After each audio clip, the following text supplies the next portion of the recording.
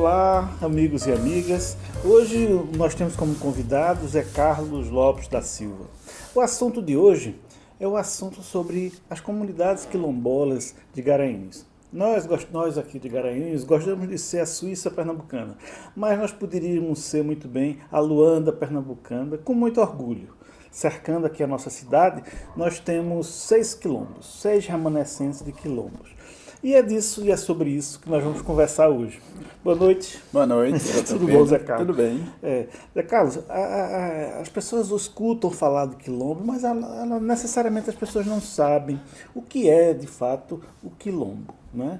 Que resistência é essa? Quando a gente fala de quilombo, a gente fala de uma resistência ancestral, né? Mas as pessoas necessariamente não sabem o que é. E como você poderia explicar para a gente, para os nossos queridos ouvintes, o que é que de fato é esse quilombo? Você que faz parte do quilombo do Castanhinho. Sim. Né? Nós somos 6 aqui na 6, cidade, né? É. Só aqui em Garanhuns, fora do Só entorno. Garanhuns, né? Então, boa noite para todos que estão nos ouvindo. Eu vou falar um pouco. Sou filho da comunidade quilombola de Castanhinho, nasci e me criei na comunidade quilombola de Castanhinho, né? Falar de um quilombo é falar da verdadeira realidade, né, de uma comunidade quilombola, né, os conhecimentos que nós temos, nascemos e criamos, né, trabalhamos lá, nossos pais, nossas mães, nossos ancestrais da comunidade quilombola, e dizer para quem nos está ouvindo nesse momento, uma comunidade quilombola não é nada mais, nada menos. São comunidades tradicionais que, como Garanhuns, uma cidade que tem um nome que deveria as pessoas conhecer um pouco mais da realidade do que é Garanhuns, né? Que era para ser um nome indígena, né? Que surgiu a questão das comunidades quilombolas a partir de 1695, né? Quando aconteceu a guerra, que a gente chama o maior massacre lá na Serra da Barriga, na época era Alagoas. Era Pernambuco e depois mudou para Alagoas com briga de Estado, né? Então surgiu a partir daí a vinda daquelas pessoas que conseguiram escapar daquela fuga e chegar até a comunidade Castanhinho, que na época não era Castanhinho, era Estivado, mas se deu o nome de Castanhinho, o nome de uma égua castanha, né? Tem mais de 150 anos. E a comunidade quilombola de Castanhinho e as demais, como Estiva, Tigre, Estrela, Timbó e Caloete, né, que estão a mais distante do centro da sede de Garanhuns é Timbó, que é a 33 quilômetros do centro. Né? Timbó é mais distante, é a mais distante, né? Que ela fica, Caloete fica do outro lado. Fica ali do outro lado, como que vai para Brejão, que então dá 20 e poucos quilômetros até a chegada de Caloete, né? Castanha é mais próxima, do centro de Garanhuns dá 10 quilômetros, né? E já estão entrando muito nas nossas áreas, né?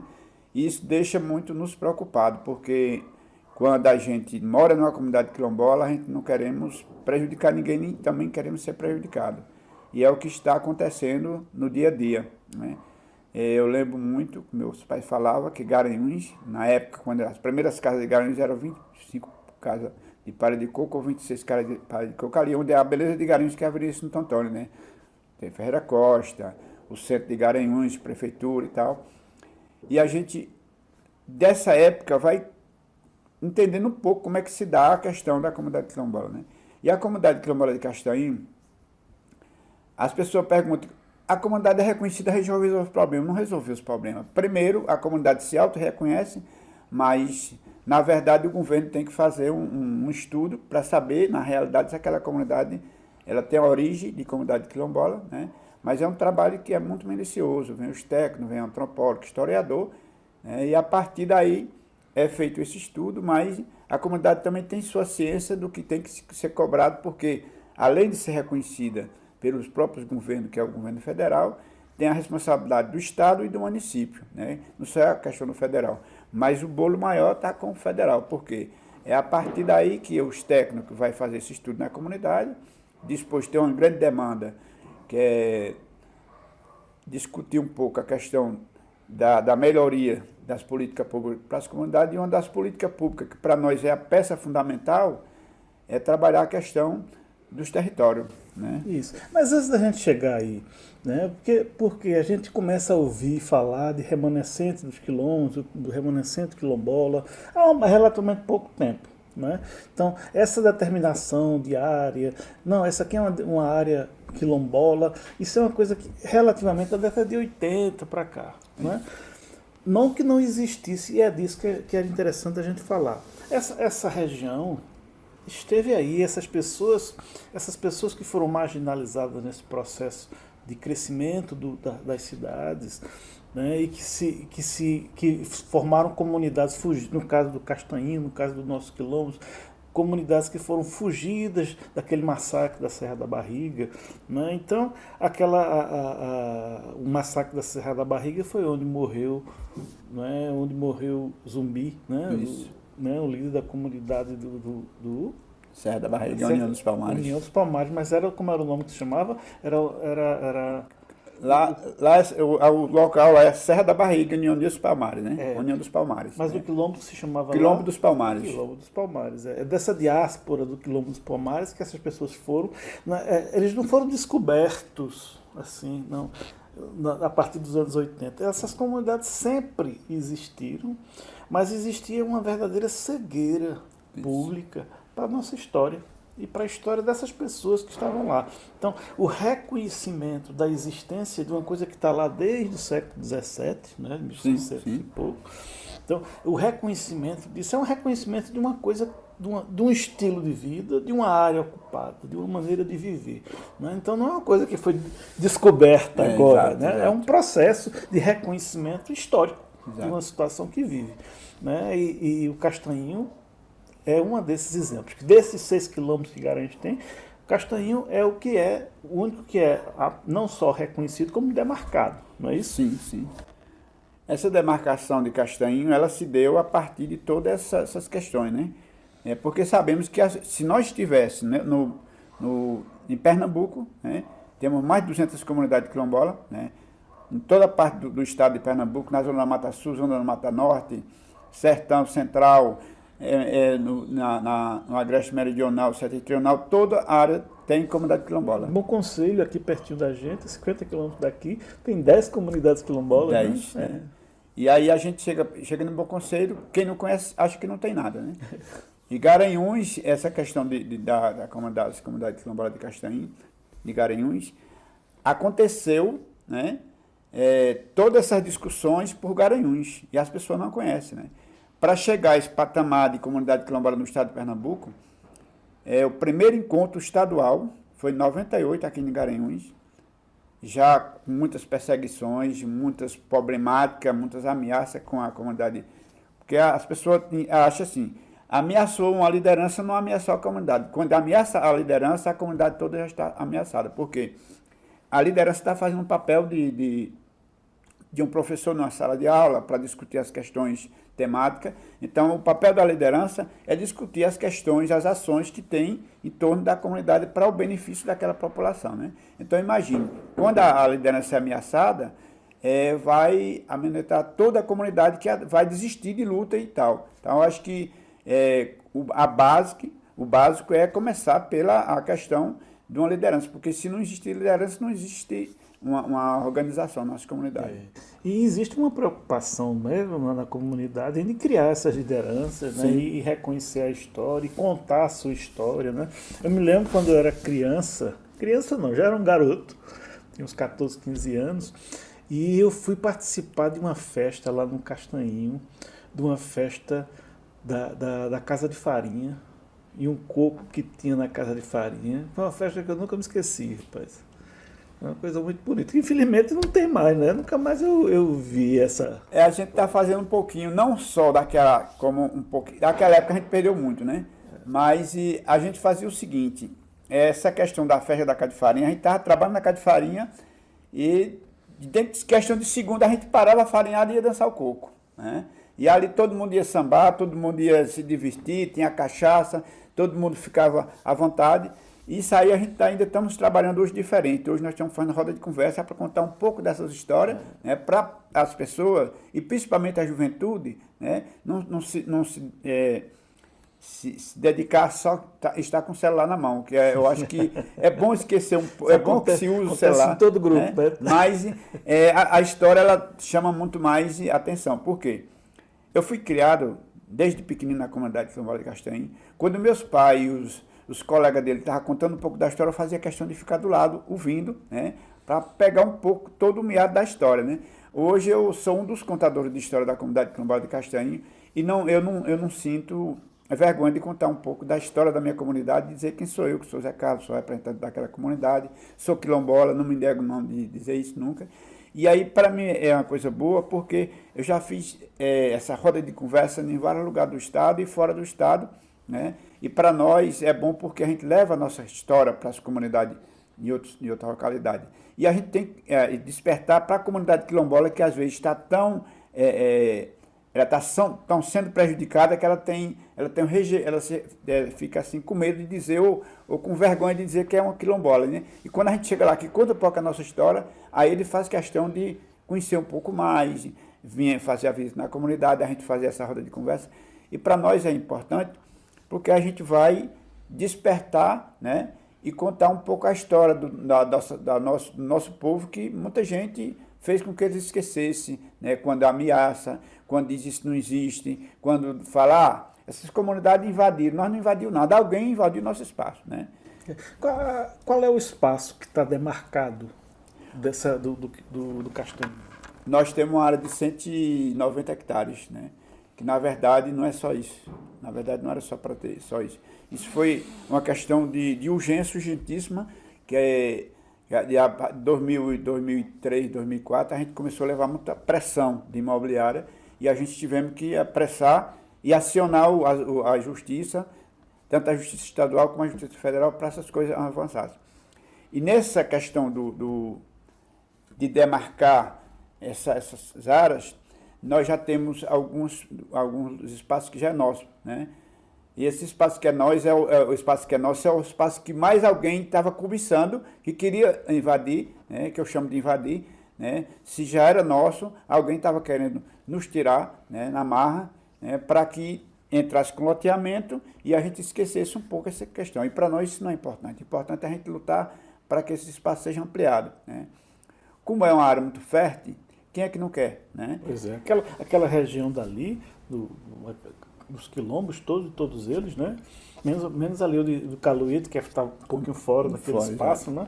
Mas ele é onde está as melhores terras de Garanhuns, né? São onde tem as águas todas que nascem por aqui, nascem naquela região ali. Não é à toa que essa comunidade estava lá, inclusive, né? Estava procurando justamente isso. As comunidades se formam em torno das águas. Das águas.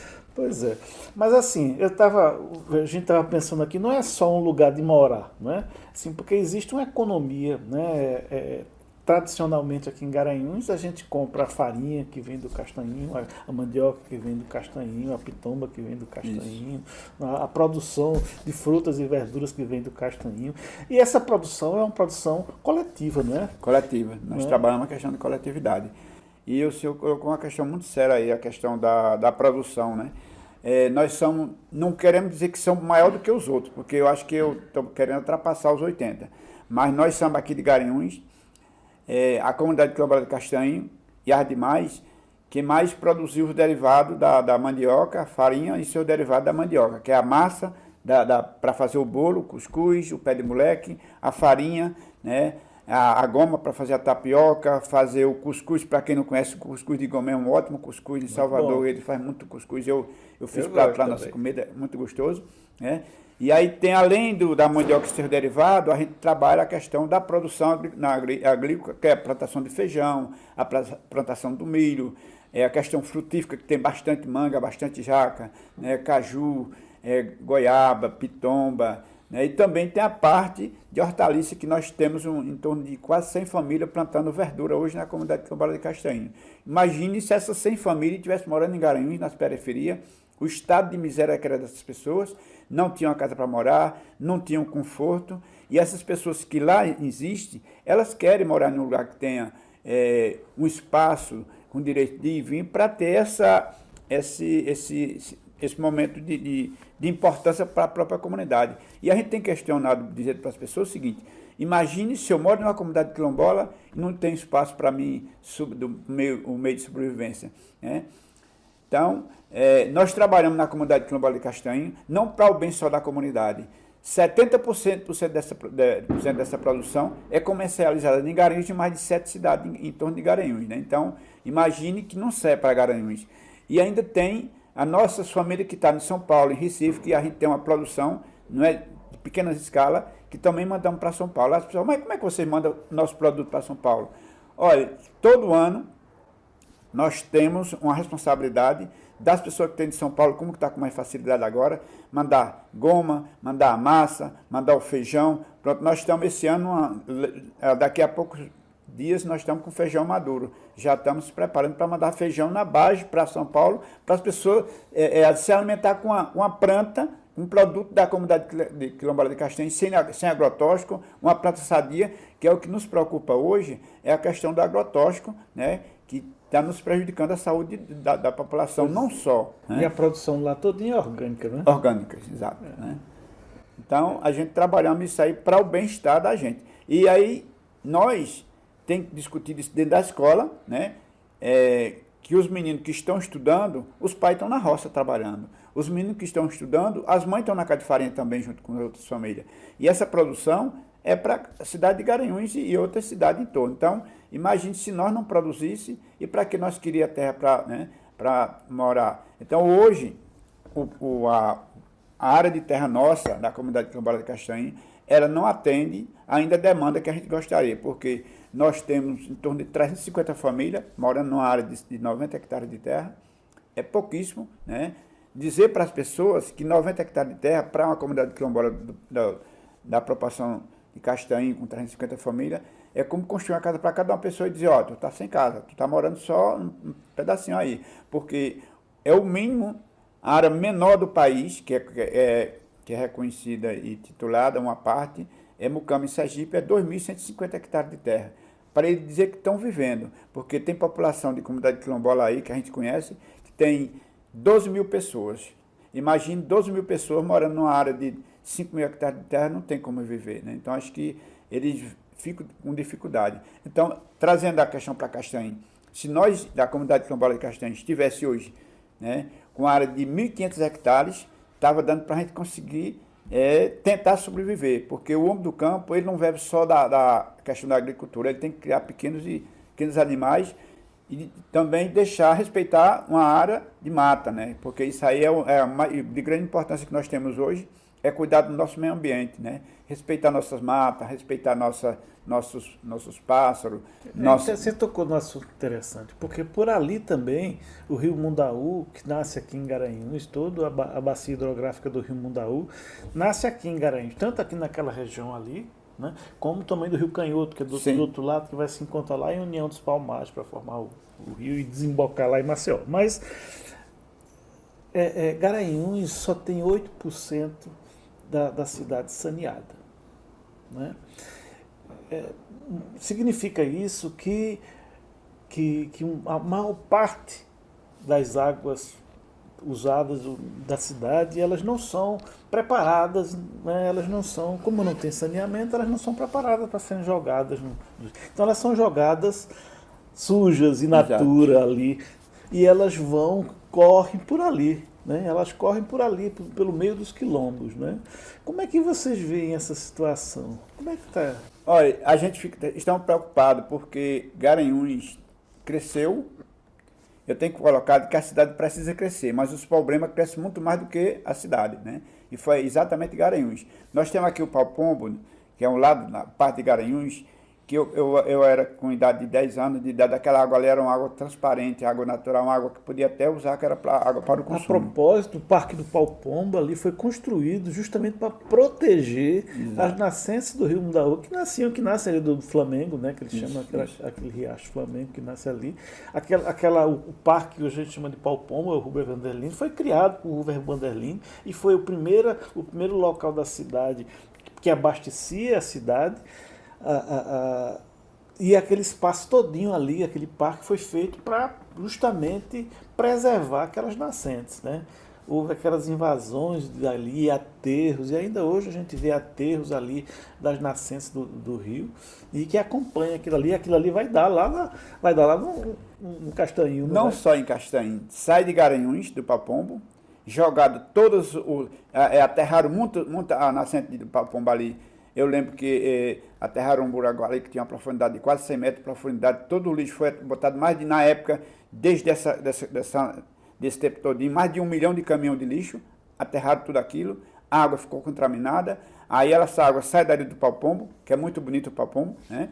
Aquelas aves e tal, é uma área que é muito atraída pelos turistas, aí ela passa por Castanho, ela vai para uma barragem que foi feita pelo governador Eduardo, que é lá na comunidade do Estrela, para evitar as enchentes que acabavam com Correntes, Mandaú, descia por ali abaixo até a União dos Palmares, chegava um pouco mais, mas ela está prejudicando não só a comunidade quilombola de Castanho. Saindo dali do Pau-Pombo, ela vai, como dizem as pessoas, desembocar numa das praias de Maceió. Isso está tendo uma briga muito grande em Pernambuco com Alagoas, né, porque está poluindo em Alagoas. E tem a outra questão da Vila Maria, né, que também é água servida de Garanhuns, que era uma das fontes muito fortes de Garanhuns. Conheço que era uma idade de 8 anos, a gente pegava água da Vila Maria, que eu tenho irmão para de Garanhuns, tudo poluída.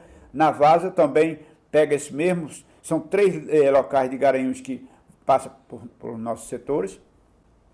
E ainda tem aqui a questão da São Vicente, que pega o Rio Canhoto, que vai cair, passa ali em Jupi, Jucati, vai desembocar também em Palmares. E as pessoas perguntam como é que Garanhuns está jogando água servida, mas não sai Garanhuns, está Garanhuns de outra cidade, né? Então, 32 cidades para 33 cidades, até a Lagoa do Mundaú, Manguaba. Lá. Então, essas águas, se tivesse uma área de tratamento, essas águas chegavam nas comunidades rurais tratadas. Mas o que acontece? Ela vai, com todos esses dejetos, toda essa sujeira, toda essa doença, para a barragem de Cajueiro, que é uma das maiores de Garanhuns, que Garanhuns tem 3 barragens, tem a de Laje, Cajueiro e de Umas, e depois ela volta para a cidade de novo, para depois retornar, né? E sair sem nenhum mínimo de cuidado, sem um mínimo de atenção com a saúde pública. E nós estamos tendo muito cuidado, porque nós temos, além dessa água passando nas comunidades, nós temos poço Amazonas na comunidade, que é o que nós estamos se valendo de ter uma água sadia.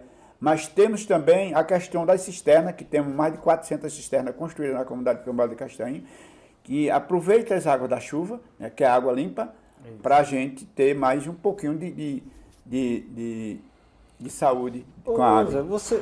A comunidade do Castanho, ela consegue, através desses projetos, planos do governo, como o Pronaf que existia, né, que foi agora nesse governo, foi praticamente desabilitado. Mas a comunidade conseguia um financiamento da agricultura familiar, ou tinha um financiamento especial? Olha, era para ter um financiamento especial, né, mas conseguia esse Pronaf, né, que depois de muito problema, né, para a gente o Pronaf ele é bom em parte, mas em outras não, né. E aí a gente também fomos prejudicados por conta desse Pronaf. Mas o que mais prejudicou a gente foi com esse novo governo, não, esse governo que está aí, né, esse desgoverno, né, que está acabando com nosso jeito de viver nesse país, né? Então, esse governo destruiu, acabando com o nosso meio ambiente, acabando com a Amazônia, a nossa floresta amazônica, né? Querendo abrir os mineradores em qualquer lugar do Brasil, acabando com as comunidades tradicionais. E tem outra questão. Ele disse no início da campanha dele que não ia legalizar um palmo de terra nem para quilombola nem para indígena. Isso aí ele vem fazendo. É um homem de palavra. Um homem de palavra. Acabar com o país. Acabar com o país e está acabando, né? Muito violento, né? A gente está vendo a violência que está acontecendo, assassinato de indígena, de quilombola e outras comunidades tradicionais. E para a gente isso é muito grave, porque ainda tem gente dizendo que esse é o governo que deveria estar no Brasil há muito tempo. Imagine que Brasil que nós vivemos, um Brasil rico, nosso país, mas os governantes não têm cuidado, não têm respeito, não cuidam do nosso país e fica trocando nosso país por guerra da Rússia, outras coisas lá fora, porque ele acha que o Brasil é um Brasil só das pessoas ricas, não é? O Brasil é um Brasil de todo cidadão brasileiro, né?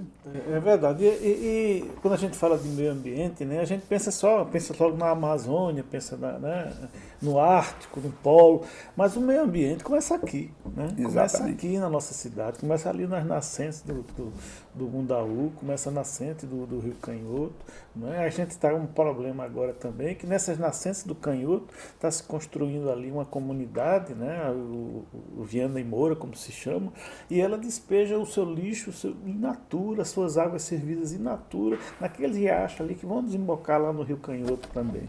Né? E as coisas acontecem assim aos olhos da gente. A proteção que o meio ambiente precisa começa aqui. Isso. Começa aqui junto da gente, Cuidado né? daqui, né? Porque até as coisas vão chegar numa situação de não ter volta, né? De não ter volta e a gente não conseguir, a natureza não conseguir recuperar a salubridade da condição da gente viver. Isso está acontecendo. A gente pensa eu pensei ingenuamente que depois do Covid, depois dessa situação calamitosa que a gente viveu, a gente ia ter uma sociedade mais sensível, né? Sensível a essas necessidades do meio ambiente. Né? É a primeira vez que, agora, como se nessa quarentena grande que fizemos no ano passado, apareceu golfinho na Baía da Guanabara, coisa que o lixo não deixava. Né? Então, a gente, olha como isso é possível, né? Que não poluir por algum tempo, a resposta que a natureza dá. Né? A gente pensou que isso aconteceu, mas antes que a pandemia se acabasse, estoura logo uma guerra, né? Assim, no mundo, pra gente ver destruindo a vida das pessoas. Tudo, né? Mas eu acho que, veja só, como o senhor bem falou agora há pouco, né? Para a gente cuidar da nossa saúde, tem que cuidar do meio ambiente dentro da nossa cidade, cuidar das nossas águas, né?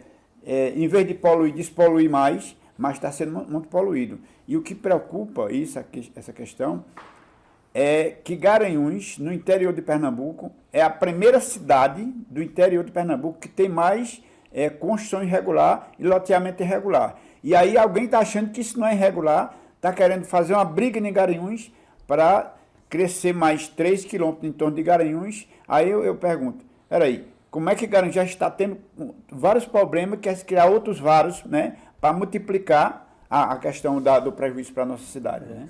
Uma vez eu conversando com você mesmo, não sei se você se lembra, acho que uns 2 anos atrás, a gente falando sobre justamente essa questão imobiliária, especificamente lá com Castanhinho, né? Que até você sofreu até uma ameaça, sim, né? Sim. Ameaça de armas e lá não vamos falar de nomes, mas chegavam lá com capangas, porque é o nome que se dá a pessoas que vão armadas acompanhando o dono, né? Então, aí você me falou disso há uns 2 anos atrás, e isso ainda acontece? Olha, doutor, isso aí vai acontecer sempre. Por quê? Eu tenho colocado que terra nesse país é poder. E nós também precisamos de ter um pouquinho desse poder, porque é poder querer viver com vida digna. E quando a gente está lutando por uma causa que é comunitária, é coletivo, né? E principalmente a questão do território, ela não vai acabar nunca, porque a gente não está lutando por uma questão que alguém diz, isso para mim não quero, isso aqui não interessa. E a gente estamos lutando por uma causa que os outros também estão querendo, só que eles não estão querendo, eles estão querendo diferente da nossa. Nós estamos querendo que o governo resolva, o governo indenize a quem é de direito que se está lá, que está por lá só para ser mais um, e nós não queremos ser esse mais um, queremos ser diferente desse mais um. Vale a pena a gente esclarecer isso, porque muito embora essa terra esteja demarcada, ela não foi indenizada completamente. Né? Então, muitos fazendeiros que construíram lá o seu patrimônio não foram indenizados ainda. Né? Uhum. E aí existe esse conflito. Aí você imagine só, se já existe um conflito, né, que já existe pela demarcação, mas não pela indenização, se você avança a área urbana nesse lugar, que confusão isso não vai dar? Vai dar uma confusão tremenda, né? Aí o que acontece?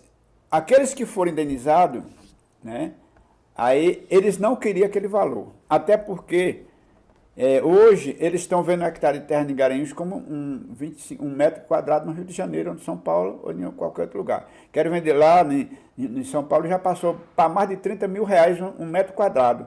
Aí tem alguém querendo vender um hectare de terra por 100 mil reais hoje, aqui em torno de Garanhuns. E o que acontece? Quando essas pessoas, ele compra uma propriedade, ele, por exemplo, comprou 100 hectares de terra, ele tem que comprar e pagar o valor que ela merece, né? Se no cartório está registrado 100 hectares de terra que ele comprar 2 mil reais, então quando o governo vai indenizar esse proprietário, ele vai indenizar em valor de 2 mil. Só que tem o seguinte, tem outras situações que o governo, além de pagar a terra, ele paga o pasto, paga a cerca, se estiver, paga a fruteira. Os benefícios, né? É todo pago, quer dizer, ele vai ter um lucro acima do que ele esperava. Só que ele tem o seguinte, não, mas eu não queria só esse pouquinho de dinheiro, eu quero vender essa terra como que estou vendendo para um condomínio. E o governo não vai também pagar isso, né? Então, as áreas de castanha que já foram indenizadas são áreas que a gente já estamos de posse dela, né? Agora, infelizmente, ainda tem umas que falta ser indenizada, pequena, né? Mas o governo não resolveu, pois o dinheiro é pago pela justiça, é autorizado pelo próprio juiz federal, né? E a gente fica preocupado porque o governo, as coisas do governo é muito lenta demais. É tão lenta que é pior do que a tartaruga, é um lento quase parando, né?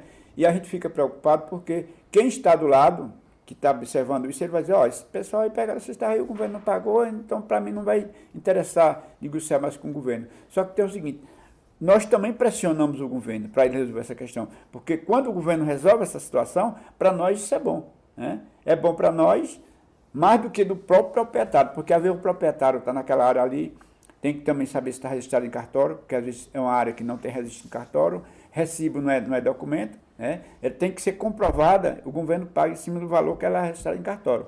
Às vezes ela não tem registro e tem recibo de compra e venda, e isso aí o governo também não conta, né? E isso também, às vezes também demora o processo, porque, por exemplo, teve proprietário lá que ainda não recebeu, também a gente não estamos ocupando essas áreas ainda, que comprou uma terra lá, que não tem documento nenhum, a terra era da União, e o governo vai indenizar ele só a benfeitoria, que são as plantações, a casa, a cerca, né? Só isso aí. Tem ainda essa questão, né? Mas assim, outra coisa que eu tenho curiosidade de conhecer, eu acho que os nossos ouvintes também, existe uma infraestrutura pública funcionando lá, existe uma escola, né? Existe posto de saúde, mas assim, uma escola inserida numa comunidade quilombola, ela tem que ter especificidades, né? Exato. E é assim que funciona? E é assim, como é que está funcionando isso lá? Olha, nós temos acompanhado, tem um decreto, né, que passou a ser lei pelo Supremo Tribunal Federal, que as escolas de comunidades tradicionais ela tem que ser trabalhada a questão da história da comunidade, né, trabalhada dentro desse perfil. E a gente conseguimos aqui em Garanhuns, que agora vai valer para todo o estado, né, que já começou por Garanhuns também, tem que valer para o estado, que ela seja trabalhada a questão cultural, né, dentro das escolas quilombolas, né, para que as comunidades não vivam do jeito que vivia anteriormente, né. E o que a gente tem presenciado, que os gestores eles querem nos tapear, e não vai nos tapear. Por quê? Porque eu não sou advogado, né, não entendo de leis, mas nós trabalhamos com a parte jurídica, né? Essa parte jurídica é para nós entender como é que essa coisa funciona. E quando a gente trabalha com a parte jurídica, para entender, a gente vai compreender a questão da lei, porque se é lei, ela tem que ser cumprida. Se o gestor não quiser assumir a responsabilidade da forma que ela é, para que a escola ela seja trabalhada do currículo quilombola, então a gente vai acionar a justiça, para que depois alguém não fique dizendo que a gente está denunciando. Pois é, e a gente tem uma universidade aqui, a gente tem uma faculdade aqui de história, inclusive, a gente tem um grupo que, inclusive, quando eu conheci Gustavo, o professor, que não é Gustavo, né? Não foi Gustavo que nós reconhecemos lá numa dessas viagens que nós fizemos, desse processo do reconhecimento, do tombamento da igreja do Timbó, que fica na outra comunidade, né? O professor Gustavo tem um trabalho, né, sobre a história do quilombo, né? Então existe essa documentação toda já pronta, né, sobre essas comunidades, né, do reconhecimento histórico, inclusive, né, da história. Mas claro que contar a história dos quilombos daqui de Garanhuns não é só a história da universidade, é a história que se escuta, que se conta e que se reproduz lá dentro da comunidade, né? Mas então ainda bem que já está em pelo menos nesse processo de formação, né? Mas assim, e quanto à saúde? Olha, a saúde, nós fico preocupado, né? porque a saúde nas comunidades quilombolas deixa muito a desejar. Nós temos o ponto de apoio, que em Garanhuns, por ter 6 comunidades quilombolas, não temos um ponto de apoio, um PSF nas alturas que atende a nossas demandas. O de Estiva, que é pequenininho, para atender a comunidade de Castanho, Estivas, a comunidade do Tigre, Camirimba, né? E ainda uma parte de lá que não é quilombola, e está nessa demanda muito grande. E o que para a gente é prejudicial, que o próprio médico, quando vai na comunidade, ele está subcarregado, sem dar conta dessa demanda toda, porque ele tem um horário do seu consultório, tem um horário para atender lá, né? Como trabalha pelo município, aí também tem a questão agora, no inverno, da dificuldade do acesso, que é um dos piores agora, que está atolando o carro até no ar. Imagine, né? Então, acho que a gente vem discutindo essa questão da saúde, porque temos uma equipe da Universidade, da UPE também, bem concentrada na comunidade que são residentes, que desde da primeira turma até o momento atual eles têm feito um trabalho de grande importância. O professor Itamar, a professora Sueli. Sueli, é uma equipe muito boa, né? Vanessa, que está lá também trabalhando. Também, né? E a gente sente a força de vontade dessa equipe, desses profissionais. É uma equipe multidisciplinar, né? Isso, inclusive, muito boa, né? Terapeutas, dentistas. Dentistas, enfermeiros. Tem uma equipe, né, nas alturas que a gente gostaria. Eu conheço o trabalho, né, daquele pessoal, que é muito bom, né? É motivo de orgulho. Inclusive. Exato. Até porque nós recebemos, no início, aí vem aquela questão, nós queríamos fazer um trabalho numa comunidade, será que eles vão receber? Quando Vanessa foi a primeira pessoa que chegou lá, que conversou comigo, eu disse, Vanessa, as portas já estão abertas para vocês. Aí Vanessa, que é uma profissional que ela tem vontade das coisas acontecer, ela começou a fazer uma articulação com outras equipes, né? E a gente sentiu peso, que chama peso pesado, de uma equipe se deslocando toda da cidade para ir para lá, que eles não são de Garanhuns. Tem gente de Recife, tem gente de Petrolina, tem gente de Caruaru, tem gente da Paraíba, tem gente de vários estados que está nessa concentrada. É uma equipe de residência, de uma residência multidisciplinar, com ação na zona rural, né? Passou no campo, justamente naquela região quilombola ali. Mas isso aí é uma ação da Universidade de Pernambuco, né? Isso. Eles são, o foco, a sede aqui é a Universidade de Pernambuco, é um trabalho deles, né? Assim, claro, que contribui demais para a comunidade, mas não é um programa do município, né? Não. Que se fosse o programa do município, seria bem melhor, que ia fortalecer o trabalho, né? Inclusive... só esse... as pessoas às vezes pensam, o município, eles estão integrados dentro do município, mas o foco dele é a comunidade quilombola de Castanho, que expandiu. Hoje eles estão nas 6 comunidades, né, a partir de Castanho. E uma coisa que foi muito boa para nós é que a gente também teve uma pressão, o município teve que ser pressionado, porque o município, nem o carro, que era o mínimo que eles podiam oferecer, não estava querendo oferecer para eles, né? Pois é, e nesse período agora, nesse período da Covid, essa pandemia, foi muito importante aquele carro, né, aquela van que levou esse grupo, e foi esse grupo, né, que ajudou no controle da Covid ali na comunidade, né? Na vacinação rápida, né, que foi praticamente a única ação pública para proteção realizada, da população, né? Foi a vacinação. Graças a Deus que foi. Né? Nós estamos já na 4ª dose, né? No 2º reforço, né? Mas esse grupo foi essencial. Essencial para essa vacinação. E olha que esse grupo é um grupo especial, né? A comunidade quilombola tinha prioridade na vacinação. Né?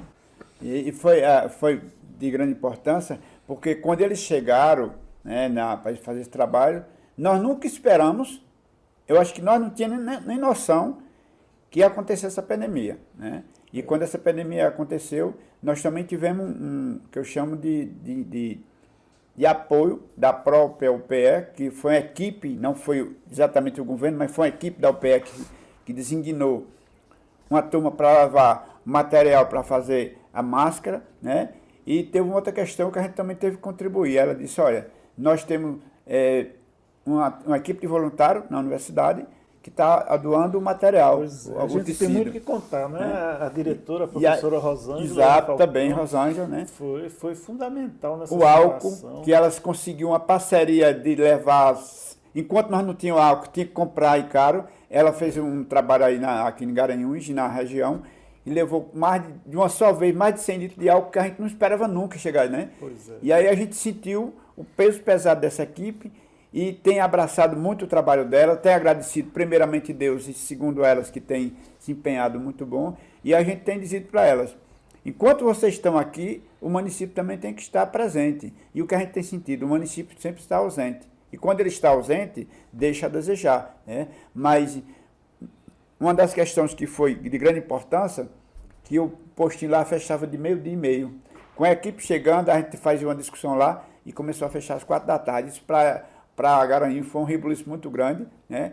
Que teve até algum residente que não conhecia o trabalho um residente não, um agente de saúde que não conhecia o trabalho do residente, disse, puxa vida, nós agora estamos dobrando o nosso trabalho, era para parar de no máximo 1 hora, estamos extrapolando para as 4 da tarde, mas isso foi para o bem da comunidade, né? Eles não foram lá para aparecer, isso foi para o bem da comunidade.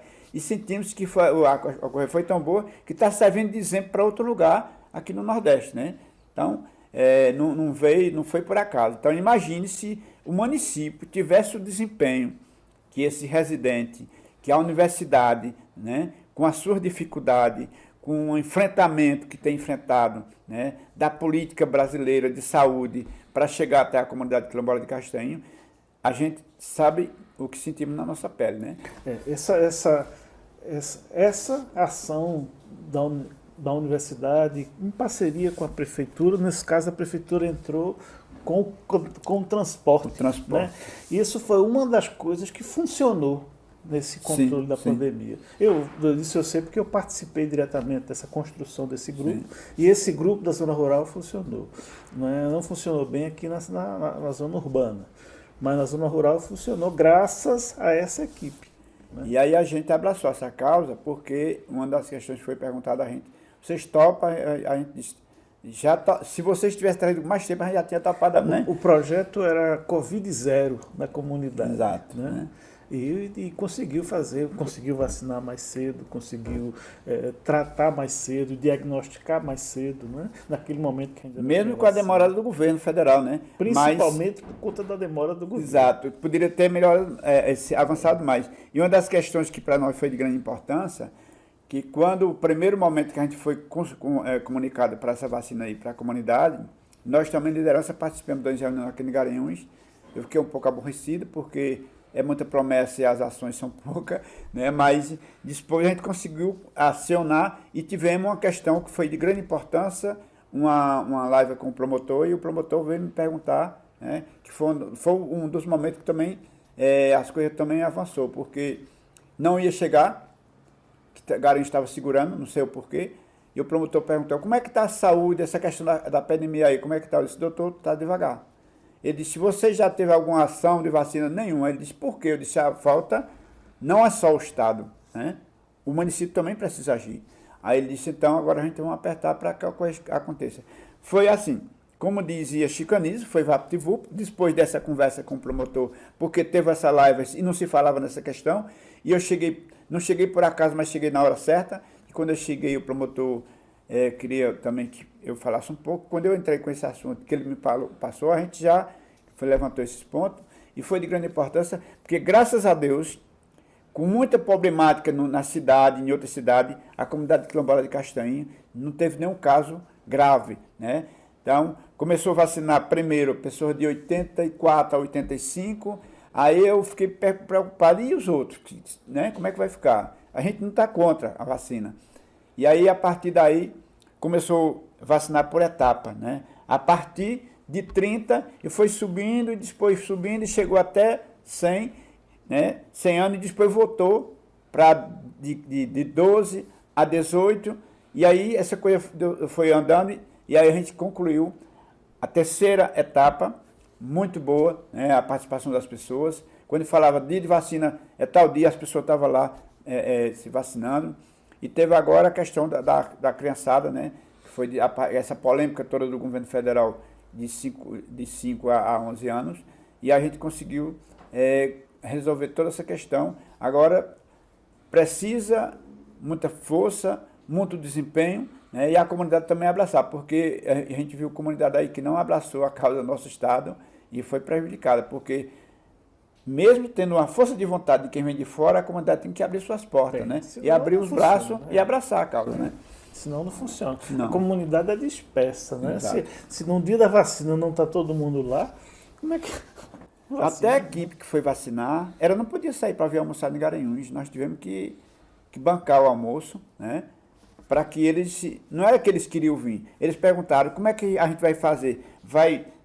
A gente vai parar para voltar para a cidade? A gente disse, não. Se vocês quiserem ficar, a gente vai providenciar almoço para vocês. Pode fazer aqui em casa, pode fazer ir na cidade, pedir a marmita para vocês almoçar, para vocês ficar mais à vontade e não dispersar, porque, imagina, nós estávamos com uma sala lá que tinha hora que tinha 40 pessoas, mas estava chegando mais outros 30, né, das 70 pessoas. Até eles chegar que votassem, muita gente ia desistir e ir embora, né? Então a gente não perdeu nenhum momento. Precisava ir embora, né? Exato. Nós não perdemos nenhum momento, né? No primeiro momento teve algumas pessoas que foram um pouco agitadas, porque assim, tem que ter um certo controle, né? Para atender as demandas. Aí tem alguém que chegou, atrasou um pouquinho o momento dele se vacinar, e disse, por quê? Porque tem a questão prioridade, né? Tem pessoas aí de idade, e essa prioridade a gente tem que atender essa demanda, mas não vai ficar ninguém se vacinar. E foi vacinado todo mundo. Ficou, é verdade. Agora, a comunidade do Castanho é a mais próxima, mas ainda não tem um abastecimento de água, né, da Compesa. Né? Não tem esse abastecimento, apesar da proximidade do centro da cidade. Eu sei que a Compesa fez um projeto, inclusive o prefeito Sivaldo Albino, enquanto deputado, dispensou um valor para a construção. E em que pé anda aquela história? Olha, depois de muitas altos e baixos, está quase sendo concluída. Teve muitas reuniões aqui em Garanhuns e em Recife, né? Mas o que está um pouquinho, eu acho que eu não vou dizer que está atrapalhando, parou um pouquinho, né? Porque atrapalhando era se não desse para fazer, a chuva deu uma parada, porque não se tem como cavar o acesso dos canos com a chuva que está caindo, porque atolou muitos carros, né? Com muita chuva, mas eles estão quase concluídos. Não faltou, o material que faltou foi questão de 20 dias, um instante chegou, depois que a gente foi cobrado, né? O pessoal já esteve lá averiguando como é que está, né? E eu espero que logo, logo, é só a chuva dar uma tréguazinha, a gente conclui todo o trabalho para atender essa demanda de água. Né? Então, para nós, né? É a maior felicidade nossa, né? Embora é uma coisa básica, né? Isso, embora seja água encanada é uma coisa básica, a gente exato, mas a gente tem que comemorar, porque com certeza. Quantos anos estou aí nessa expectativa e nunca chega. Pois é, nós vamos encerrando por aqui, mas você poderia concluir o que é que você espera, né, dessa luta toda, Zé Carlos, você que está acompanhando há tanto tempo. Você hoje não é o representante da comunidade, você é uma liderança reconhecida nacionalmente. Isso. Mas é seu sobrinho, não é? José Lopes, né? Silva Lopes. Porque assim, eu comecei o trabalho em Castanhém, iniciei em março de 82. Na época, para mim foi muito, não sei se foi muito difícil ou foi bom, né? Porque quando eu comecei do zero, não tinha nada, né? Não tinha nada, só pessoas desanimadas e tal. E eu sempre fui aquela pessoa que gosta de animar as pessoas, mesmo vendo a coisa meio um pouquinho parada, mas eu gosto de animar. E a gente conseguimos concluir a comunidade de Castanhém em alguns projetos, eletrificação 100% eletrificada, né? Conseguimos construção de mais de 400 casas, dessa Minha Casa Minha Vida, né? Nos governos passados, nesse não. Né? Agora, tem uma escola até 9º ano, também na comunidade quilombola de Castanhinho. Teve vários avanços na construção, da reforma da escola, também não foi fácil isso para nós. Tivemos muito muito não, mas a gente conseguimos. E aí, meu papel de liderança, que já passei para a diretoria da associação, também foi muito sofrido, né? Mas eu tenho muita, assim, meu maior desempenho hoje é ajudar, além do que nós temos, é ajudar o crescimento da própria comunidade. E aí sabemos que ser representante da comunidade não é fácil, né? A maioria das vezes as pessoas não compreendem a gente, acha que ser representante ganha dinheiro, que não ganha dinheiro, tem que ganhar trabalho, tem que ter vontade para fazer as coisas. E graças Vira a Deus... trabalho e perseguição, vira um alvo. Né? Exato, né? E perseguição. Mas, graças a Deus, a gente lutou, conseguimos, de 2000, no final do meado do 2021 até o momento atual, nós já conseguimos uma quadra, né? Teve assim a parceria de Feira Costa com outra ONG aí de Pernambuco. Conseguimos um trator também, que está lá arando terra para a família de Castanha e também outras comunidades em torno. Também tem a questão da Compesa agora, que é uma demanda de água que está sendo resolvida. E eu tenho a dizer para todas as pessoas que sem luta não há conquista. Agora precisa você se dedicar, porque o que eu me dediquei a fazer um trabalho como esse, né? Muita gente hoje não quer mais fazer porque diz logo, não, eu tinha que ganhar um salário, 2 salários, 3 salários. Eu disse, nunca ganhei nenhum salário, nem pensei nunca nisso, mas eu ganho o benefício que vem para a comunidade. E é exatamente contemplado com esse benefício e dizer para os que estão aqui hoje que não podemos parar. Né? Se nós conseguimos 40, 50, 60, 70, nós temos que multiplicar para 100, 120, 140, para que o benefício venha mais, porque cada dia tem demanda para a comunidade. Né? E uma das maiores demandas que era um dos meus sonhos de pessoa, é ver os nossos quilombolas estudando, fazendo faculdade, universidade, se formando, e a gente já tem muita gente, nós temos mais de 40 alunos fazendo faculdade e universidade. Para mim é a maior felicidade, porque a gente mostramos para a população de Garanhuns, que não nos reconhecia, e a gente era muito discriminado, ainda hoje somos, em Garanhuns, que ali, né, era um monte de gente que tinha lá como um formiguinha, um besourinho que estava lá, e não, nós somos cidadãos, né, mesmo sendo de uma comunidade quilombola, sabemos da dificuldade que esse país está enfrentando, e muita gente desse país, mas nós agradecemos muito a Deus, e dizemos para as pessoas que muitas comunidades que não lutaram estão aí sofrendo por conta de que não se dedicaram, não se preocuparam para lutar em defesa de um próprio povo, né. É verdade. E agora, olha, todo esse sacrifício, toda essa vida difícil, mas essa história bonita da construção daquela comunidade, aquilo ali é a construção de Garanhuns. De Garanhuns. Aquilo ali, a gente começou aqui falando de Garanhuns, se reconhece como Suíça pernambucana, mas podíamos ser uma Luanda pernambucana do mesmo, com o mesmo garbor, vamos dizer assim. Essa história que precisa ser reproduzida, não só lá no Castanhinho, mas ela deveria fazer parte do currículo de todas as nossas escolas. Exato. Todo Garanhuns precisa conhecer-se, né? Precisa conhecer a sua história, porque a história do Castanhinho, a sua história não é só sua. A minha história também não é só minha, é uma história que compõe a nossa cidade. Tudo. E eu queria lhe agradecer muito pela oportunidade da gente ter essa conversa, que é dia chuvoso como hoje. Eu agradeço também, muito obrigado por ter nos convidado. Eu, na hora que fui convidado, eu não disse não, no momento, eu disse que estaria aqui, né? Teve um momento que a gente sabe que sempre tem as questões, sempre tem os imprevistos, né? Mas eu fiquei aguardando e estou disponível. Na semana passada foi eu que peguei Covid, mas agora eu já estou Graças bom. a Deus, né? Está com saúde, né? Eu fico feliz de estar aqui nesse momento, né? A gente sabe que sempre a gente temos que estar no campo lutando, né, em defesa de um povo, e a Castanhinho está de portas abertas, né? A gente sempre está recebendo as pessoas. Castanhinho é uma das comunidades. Quando tiver outra farinhada daquela, a gente vai convidar. Nós fizemos uma roda de conversa esses dias aí com o pessoal de Recife, ficamos até 11 horas da noite, tomando uma cachaçinha e contando uma história. A turma já estava, queria assim, vamos marcar para todo mês? Outra, né? Vamos marcar para todo mês, eu digo, vocês topam, porque vai ter gente de Recife. Aproveitaram no dia 11, que foram para a Serra da Barriga com o ônibus da UPE, com a equipe de residente e os quilombolas de Castanhinho. Lá foi maravilhoso, que eles adoraram e já estão vendo um outro momento para ir também para a Serra da Barriga. Que bom. E aí, estamos aqui. Agradecemos esse momento e gostamos do bate-papo. Muito obrigado. Muito obrigado, estamos aí. Qualquer coisa.